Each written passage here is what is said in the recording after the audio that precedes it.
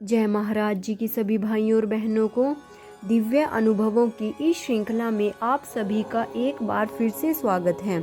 चलिए शुरू करते हैं आज का दिव्य अनुभव। उन दिनों मैं गुजरात के एयरफोर्स स्टेशन में बतौर वारंट ऑफिसर नियुक्त था। मुझे गुरुदेव श्री आशुतोष महाराज जी से ब्रह्म ज्ञान की दीक्षा प्राप्त थी।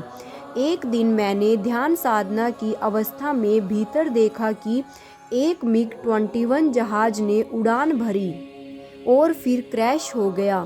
साधना में ही मुझे जहाज का नंबर भी साफ साफ दिखाई दिया। यह देखकर मैं बेहद परेशान हुआ। मैंने मन ही मन गुरुदेव श्री आशुतोष महाराज जी से प्रार्थना की, महाराज जी आपने दिखा तो दिया है, पर मैं इस त्रासदी को कैसे रोकूं? कौन मानेगा मेरी यह बात?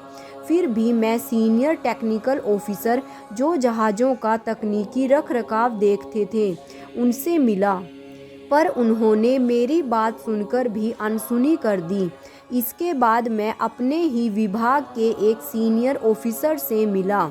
उन्होंने मेरी बात को गंभीरता से लिया, क्योंकि वे जानते थे कि मैं गुरुदेव श्री आशुतोष महाराज जी का शिष्य हूँ और मुझे इस तरह की दिव्य अनुभूतियाँ होती रहती हैं जो आगे चलकर घट जाती हैं। इसलिए वे मुझे सीधा कमांडिंग ऑफिसर के पास ले गए। उन्होंने मेरी सारी बात ध्यानपूर्वक सुनी, फिर बोले, देखो बलवान, निजी तौर पर मैं तुम्हारी बात समझता हूँ, पर इस डर से मैं फ्लाइंग रोकने का ऑर्डर तो नहीं दे सकता। मैंने कहा, नहीं सर, सारे जहाज न रोके, बस मिग 21 के 3 जहाज़ों की उड़ानें केवल 3-4 दिनों के लिए रद्द कर दें। जो जहाज नंबर मैंने अंतर जगत में देखा था, उसके अलावा उससे मिलते जुलते 2 और जहाज के नंबर भी उन्हें बता दिए। उन्होंने लंबी सांस छोड़ते हुए कहा, ठीक है, हम कोशिश करेंगे कि इनकी उड़ानें टाल सकें। मगर वे लोग गुरु महाराज जी के ज्ञानी साधक तो थे नहीं, जो दृढ़तापूर्वक मेरी अनुभूति पर विश्वास करते। तीसरे ही दिन मैंने देखा कि वही मिग 21 जहाज जो साधना में मुझे दिखाई दिया था, रनवे साइड पर खड़ा है। ठीक वही विंग कमांडर उसमें बैठ रहे हैं। यह देखकर मेरे अंदर तीव्र प्रार्थना उठी, महाराज जी बचाइए इन्हें, यह कमांडर तो हमारी वायुसेना की शान है। मैं सुमिरन करने लगा। विंग कमांडर मिग 21 में बैठ गए और उसे स्टार्ट करने लगे, पर यह क्या, 5 मिनट, 10 मिनट, 15 मिनट, 20 मिनट गुजर गए, पर वे मिग 21 स्टार्ट ही नहीं हुआ। यह देखकर मेरी जान में जान आई, मगर होनी प्रबल होती है। जब 1 बजे मैं मेस में लंच करने गया तो मुझे पता चला कि एक जूनियर फ्लाइंग ऑफिसर को दोबारा ऑन ऑर्डर हुआ है और वह वही मिग 21 जहाज उड़ा ले गया है। जहाज उड़ने के ठीक 15 मिनट बाद एक दुखद खबर आई, जिसका मुझे अंदेशा था। मिग 21 क्रैश हो गया। कमांडिंग ऑफिसर हाँफते हाँफते मेरे पास पहुँचे और बोले, बलवान, तुम्हारे गुरु ने जो तुम्हें दिखाया था वह सच हो गया है। फ्लाइंग ऑफिसर का कुछ अता पता नहीं है। मालूम नहीं वह सुरक्षित रूप से बच निकल पाया या नहीं। यह कहकर कमांडिंग ऑफिसर भारी मन से चले गए। मुझे भी हमारे जवान की चिंता हुई, इसलिए मैं साधना करने बैठ गया। मुझे फिर अंतर जगत में एक दृश्य दिखाई दिया। वही फ्लाइंग ऑफिसर हमारे जामनगर के एयरफोर्स स्टेशन में है और वहाँ के रोगी विभाग में उसका इलाज चल रहा है। मैंने तुरंत फ़ोन करके कमांडिंग ऑफिसर को इस अंतर अनुभूति के बारे में बताया। उन्होंने भी जामनगर स्टेशन में पता करवाया। फिर पता चला कि दुर्घटनाग्रस्त फ्लाइंग ऑफिसर वहीं भर्ती था। साधकों, जब तक मैं एयरफोर्स में रहा, इस तरह की कई दिव्य अनुभूतियाँ मुझे गुरु महाराज जी ने दिखाई, जिनसे कई बड़ी बड़ी दुर्घटनाएं टल सकीं। कई बार मेरे मन में यह विचार आता है कि यदि हमारे एयरफोर्स के जवानों और अफसरों को ब्रह्म ज्ञान की ट्रेनिंग भी दी जाए तो पूरे विश्व में सबसे सशक्त वायुसेना हमारी होगी। जय महाराज जी की। दिव्य शांति महोत्सव 2010 2 दिवसीय भव्य कार्यक्रम था। यह वे महाप्रसादी पल थे जिन्हें दिव्य ज्योति परिवार का कोई भी सदस्य कभी भी नहीं भूल सकता।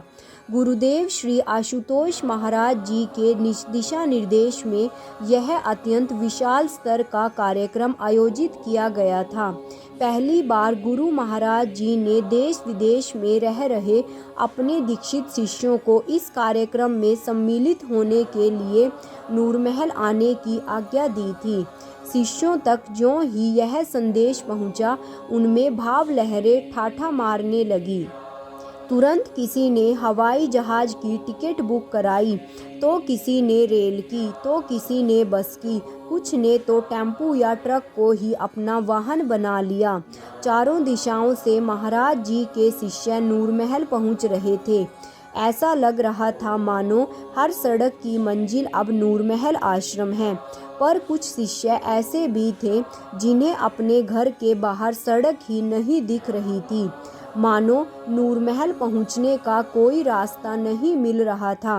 उन्होंने अपने हृदय की टीस और पीड़ा को शब्दों का रूप देकर महाराज जी तक पहुंचाया। किसी ने पत्र लिखा तो किसी ने फ़ोन किया।